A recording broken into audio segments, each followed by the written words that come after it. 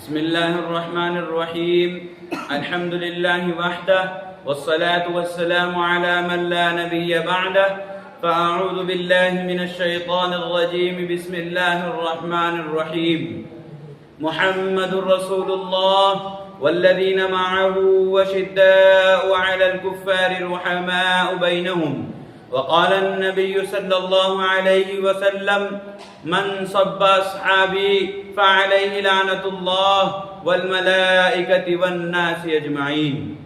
واجب الاحترام، قابل صد احترام میرے معزز مکرم علمی ہم سفر ساتھیوں، آج سے 14 صدی قبل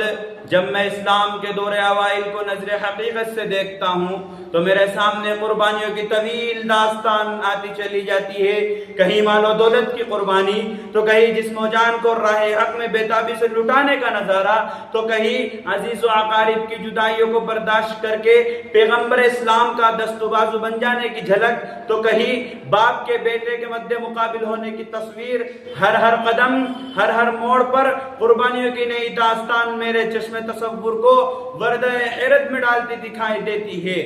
لیکن سوال یہ ہے کہ اتنی عظیم قربانیاں دینے والی شخصیات کون تھی؟ یہ وہ شخصیات تھی جن کے ایمان کا ذکر آتا ہے تو قرآن کہتا ہے وَلَكِنَّ اللَّهَ حَبَّبَ إِلَيْكُمُ الْإِيمَانَ، یہ وہ لوگ تھے جن کی کفر سے نفرت کا ذکر آتا ہے تو قرآن کہتا ہے وَكَرَّهَ إِلَيْكُمُ الْكُفْرَ وَالْفُسُوقَ وَالْعِصْيَانَ، یہ وہ لوگ تھے جن کے رکوع و سجود کا ذکر آتا ہے تو قرآن پکار اٹھتا ہے وَتَرَاهُمْ رُكَّعًا سُجَّدًا۔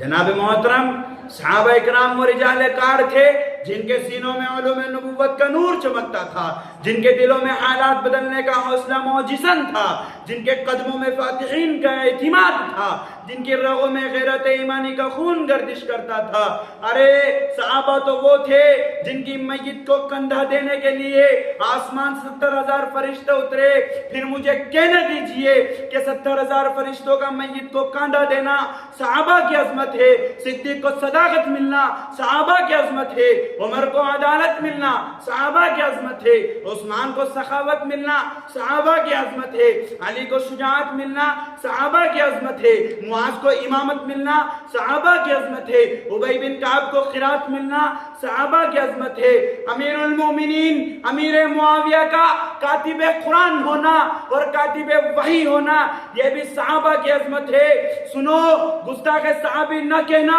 میرے نبی نے دعائیں دی ہے اللہم اجعلہ ہادیا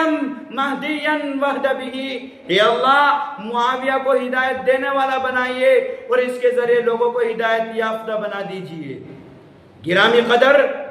اب وقت ہے میدان عمل میں اترنے کا، گستاخان صحابہ کو للکارنے کا۔ میں ڈنکے کی چوٹ پر کہتا ہوں، سینے پہ ہاتھ مار کر کہتا ہوں، جس میدان میں للکارو گے اہل سنت والجماعت کا بچہ تمہارے مقابلے کے لیے تیار رہے گا۔ خطابت کے میدان میں آؤ گے، شعلہ اگلتی زبانوں سے صحابہ کے ناموس کی حفاظت کریں گے، لیکن کسی مفاد پرست کو، کسی بدبخت کو، کسی سین لام میم الف نون کو صحابہ کی گستاخی نہیں کرنے دیں گے، کیونکہ صحابہ سے محبت مسلک ہے ہمارا، عقیدہ ہے ہمارا، منہج ہے ہمارا، ایمان ہے ہمارا۔ اٹھو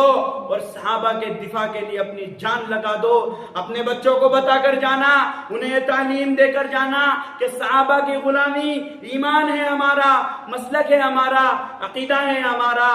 اٹھو اور صحابہ کے دفاع کے لیے اپنی جان لگا دو، اپنی نسلوں کو بتا کر جانا، انہیں تعلیم دینا کہ صحابہ کی غلامی ایمان ہے ہمارا، تب جا کر ہماری نسلیں پکاریں گی ہمارے ہیں معاویہ، ہمارے ہیں صحابہ، ہمارے ہیں معاویہ، ہمارے ہیں صحابہ۔ ہے بعد محمد عربی کے اونچا کردار صحابہ کا، ہے بعد محمد عربی کے اونچا کردار صحابہ کا، اغیار نے خود تسلیم کیا اعلیٰ معیار صحابہ کا۔ میں ادیب کروں گا